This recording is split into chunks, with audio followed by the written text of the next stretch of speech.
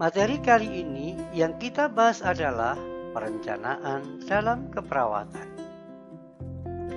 Perencanaan dalam keperawatan merupakan proses pengambilan keputusan manajerial yang mencakup penelitian lingkungan, penggambaran sistem organisasi secara keseluruhan, memperjelas visi, misi, dan filosofi organisasi, memperkirakan sumber daya organisasi, mengidentifikasi dan memilih langkah-langkah tindakan, memperkirakan efektivitas tindakan, dan menyiapkan karyawan untuk melaksanakannya. Tujuan perencanaan antara lain adalah meningkatkan peluang untuk sukses, menstimulasi berpikir analisis, mencegah terjadinya krisis manajemen, memfasilitasi berpikir kritis dan membuat keputusan secara fleksibel, meningkatkan keterlibatan staf dan komunikasi, menjamin biaya yang efektif. Perencanaan ada 3 jenis, jangka panjang, jangka menengah, dan jangka pendek. Jangka pendek 1 jam sampai 1 tahun, jangka menengah 1 tahun sampai 5 tahun, jangka panjang bisa sampai 25 tahun. Implementasi fungsi perencanaan dipakai di dalam membuat program kerja, membuat jadwal dinas untuk terwujudnya fungsi perencanaan. Tahap proses perencanaan meliputi analisis situasi, proses identifikasi masalah, analisis keputusan, dan pengorganisasian terkait dengan sumber daya yang akan dialokasikan. Dalam perencanaan keperawatan khususnya pada kebutuhan perawat, ada 3 rumus yang sering dipakai adalah GILIS, apakah pakai Douglas atau pakai Debges. Jika pakai GILIS, rumusnya adalah rata-rata jumlah perawatan per pasien per hari dikalikan rata-rata jumlah pasien per hari dikalikan jumlah hari per tahun dibagi dengan jumlah hari per tahun dikurangi dengan hari libur perawat dikalikan dengan jumlah jam kerja masing-masing perawat, sehingga jumlah jam perawatan yang dibutuhkan jumlah jam yang dibutuhkan per tahun dibagi dengan jumlah jam perawatan yang diberikan perawat per tahun. Maka hasilnya adalah jumlah perawat yang dibutuhkan dalam unit tersebut. Misalkan, kebutuhan perawatan langsung pasien adalah 4 jam per hari, sedangkan self-care dibutuhkan setengah kali 4 jam, artinya 2 jam. Kemudian pada partial care, ini ada 3/4 kali 4 jam, sehingga 3 jam. Kemudian total care dibutuhkan 1 sampai 1,5 kali 4 jam, sehingga 4 sampai 6 jam.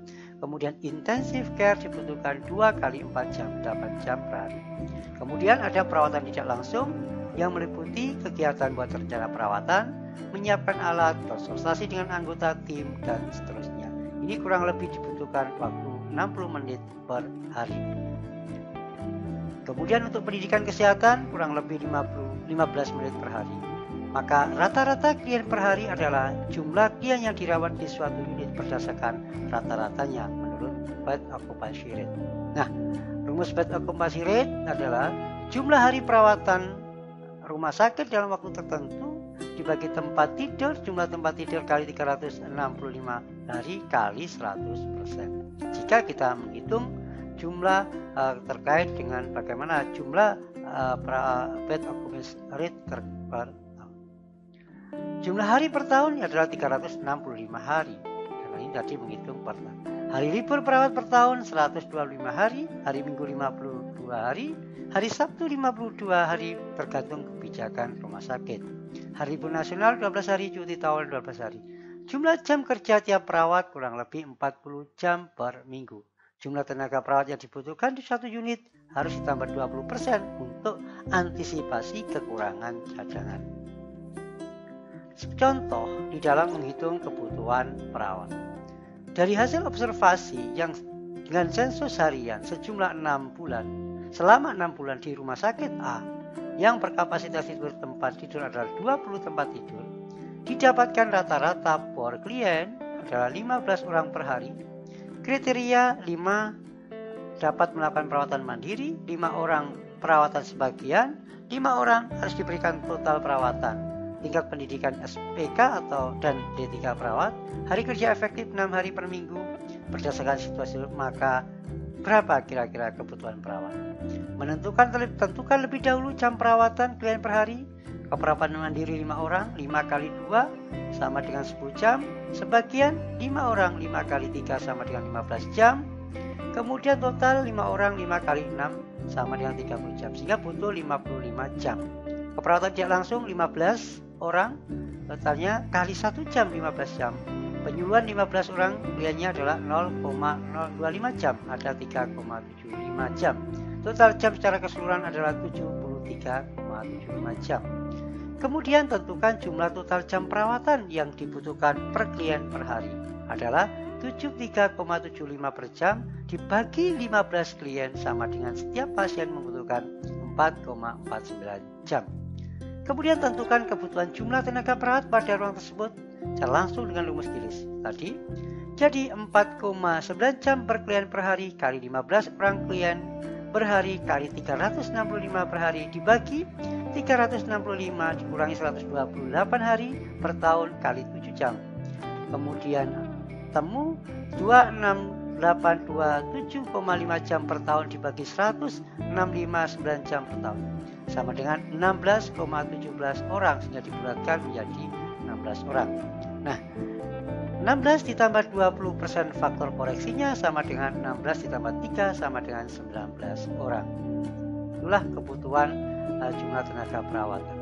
Nah, kemudian dari situ rata-rata klien per hari kali rata-rata jam perawatan per hari. 15 kali 4,9 dibagi 7 jam sama dengan 10,5 orang angka 11 orang. Kemudian menentukan tenaga keperawatan yang dibutuhkan per shift, yaitu dengan ketentuan dalam proporsi dinas 47%, sore 36%, malam 17%. Maka kondisi di atas shift pagi antara lain adalah 5 orang, shift sore antara 4 orang, shift malam antara 2 orang. Kemudian rumus Douglas. Nah, ini dengan menggunakan standar pelayanan minimal, standar parsial, dan maksimal. Minimal jika memerlukan waktu 1-2 jam. Kemudian parsial 3-4 jam. Kemudian maksimal 5-6 jam per 24 jam. Nah, kriteria self-care atau perawatan mandiri minimal adalah kegiatannya adalah dia memiliki pasien melakukan kegiatan sendiri. Penampilan membaik, tidak ada reaksi emosional, pasien memerlukan orientasi waktu, tempat, pergantian shift, tindakan pengobatan biasanya ringan dan simpel. Sedangkan kategori intermediate care atau perawatan sedang atau parsial adalah kegiatannya adalah makan dibantu, mengatur posisi waktu makan, memberi dorongan agar mau makan, eliminasi dan kebutuhan diri juga dibantu atau menyiapkan alat untuk ke kamar mandi penampilan pasien sakit sedang. Sedangkan kategori intensive care atau perawatan total, kebutuhan sehari-hari tidak bisa dilaksanakan sendiri, semua dibantu oleh perawat penampilan sakit, pasien memerlukan observasi terus-menerus. Nah, untuk itu rumusan klasifikasi dibagi dalam bentuk klasifikasi minimal, parsial, total.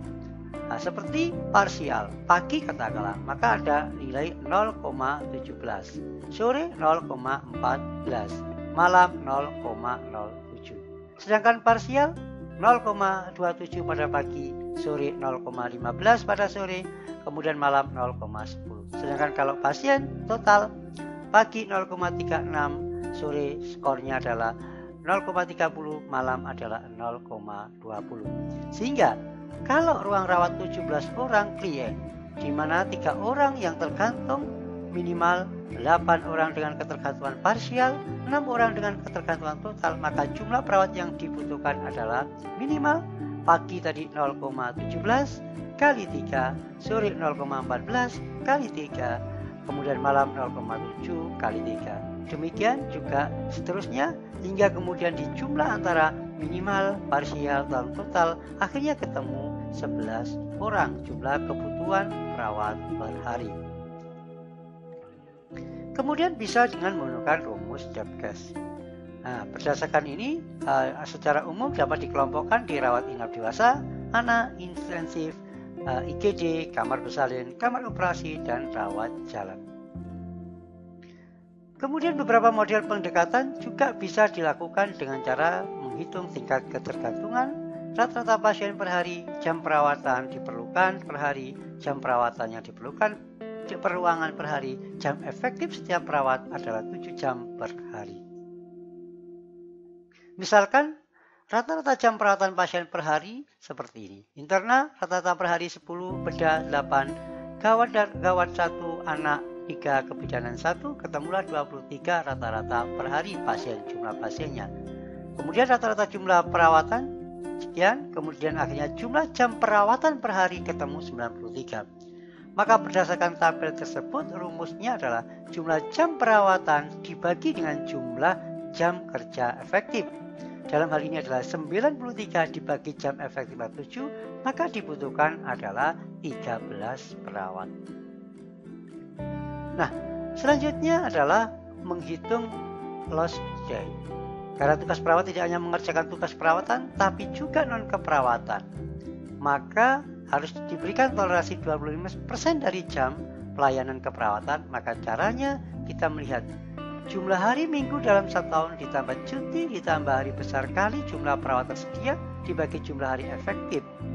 Sehingga ketemulah faktor koreksinya. Karena ini menghitung bagaimana jumlah faktor koreksinya. Adalah jumlah tenaga perawat ditambah lost day 25% sama dengan 13 tadi ditambah 3,5 dikali 25% sehingga 4,1. Sehingga tenaga perawat yang dibutuhkan adalah tenaga yang tersedia awal ditambah dengan lost day ditambah dengan faktor koreksi. Akhirnya jumlah totalnya adalah 13 ditambah 3,5 kemudian ditambah 4,1 dari faktor koreksi, ketemulah 20,6 dibulatkan menjadi 21 perawat. Itu perhitungan cara menghitung dengan rumus yang tadi. Selanjutnya adalah metode analisis dan prioritas di dalam perencanaan. Metode yang pertama adalah SWOT analisis.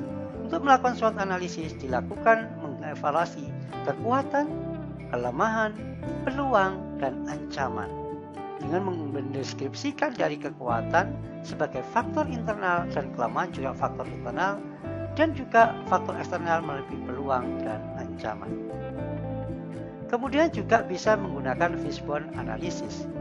Adalah alat untuk memecahkan masalah yang berfungsi mengidentifikasi penyebab yang mungkin timbul dari suatu spesifik masalah, kemudian memisahkan akar penyebabnya untuk mengidentifikasi untuk dicari solusi di dalam penyelesaian masalah. Kemudian metode CAR dengan cara adalah metode yang cukup baru dengan serangkaian kriteria adalah capacity yaitu ketersediaan sumber daya, kemudian accessibility-nya, kemudian kemudahan masalah yang ada, readiness-nya, kesiapan dari tenaganya, L leverage adalah seberapa besar pengaruh kriteria yang satu dengan lain yang dapat menjaga masalah. Dengan cara seperti ini, rumus untuk menentukan prioritas C kali A kali R kali L. Sehingga ketemulah nanti masalah urutan prioritas di dalam perencanaan. Selanjutnya metode Bryan adalah metode dengan cara memilih prioritas dengan memberikan skor dengan parameter yang ada. Dengan menetapkan bagaimana community concern-nya, sejauh mana masyarakat menganggap masalah itu penting, prevalensinya banyak penduduk yang terkena, seriusnya tingkat keparahannya, dan kemampuan dikelolanya, kemampuan untuk diatasinya atau manageability. Inilah contoh skor bagaimana kita menghitung di dalam menentukan dampak masalah tadi untuk menentukan prioritas masalah. Selanjutnya membuat plan of action perencanaan yang terdiri ada unsur, ada program, ada kegiatan, ada tujuan, ada sasaran, ada target, ada waktu, ada volume kegiatan, dan ada hasil yang diharapkan. Sekian materi kali ini, sampai ketemu dengan materi berikutnya.